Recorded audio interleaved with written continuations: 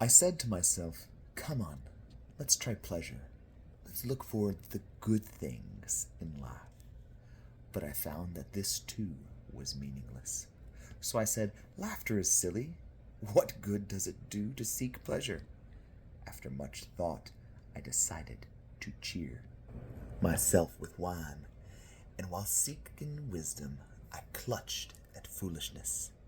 In this way, I tried to experience the only happiness most people find during their brief life in this world. I also tried to find meaning by building huge homes for myself and planting beautiful vineyards. I made gardens and parks, filling them with all kinds of fruit trees. I built reservoirs to collect the water to irrigate my many flourishing groves. I bought slaves, both men and women, and others were born into my household. I also owned large herds and flocks, more than any of the kings who had lived in Jerusalem before me. I collected great sums of silver and gold, the treasure of many kings and provinces. I hired wonderful singers, both men and women, and had many beautiful concubines. I had everything a man could desire. So I became greater than all who lived in Jerusalem before me, and my wisdom never failed me. Anything I wanted, I would take. I denied myself no pleasure. I even found great pleasure in hard work, a reward for all my labors. But as I looked at everything I had worked so hard to accomplish, it was all so meaningless, like chasing the wind.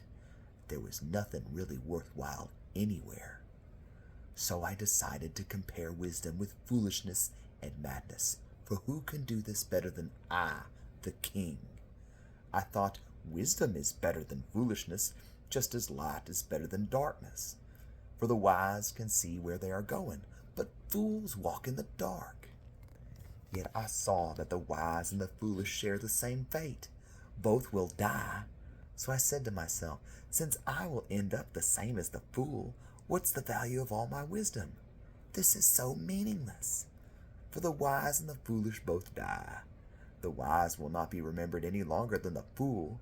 In the days to come, both will be forgotten. So I came to hate life, because everything done here under the sun is so troubling. Everything is meaningless, like chasing the wind. I came to hate all my work here on earth, for I must leave to others everything I have earned, and who can tell whether my successors will be wise or foolish? Yet they will control everything I have gained by my skill and hard work under the sun. How meaningless! So I gave up in despair, questioning the value of all my hard work in this world. Some people work wisely, with knowledge and skill, then must leave the fruit of their efforts to someone who hasn't worked for it. This, too, is meaningless, a great tragedy.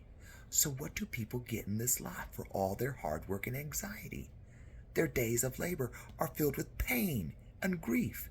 Even at night, their minds cannot rest. It is all meaningless. So I decided there is nothing better than to enjoy food and drink and to find satisfaction in work. Then I realized that these pleasures are from the hand of God, for who can eat and enjoy anything apart from Him? God gives wisdom, knowledge, and joy to those who please Him. But if a sinner becomes too wealthy, God takes the wealth away and gives it to those who please Him. This, too, is meaningless, like chasing the wind.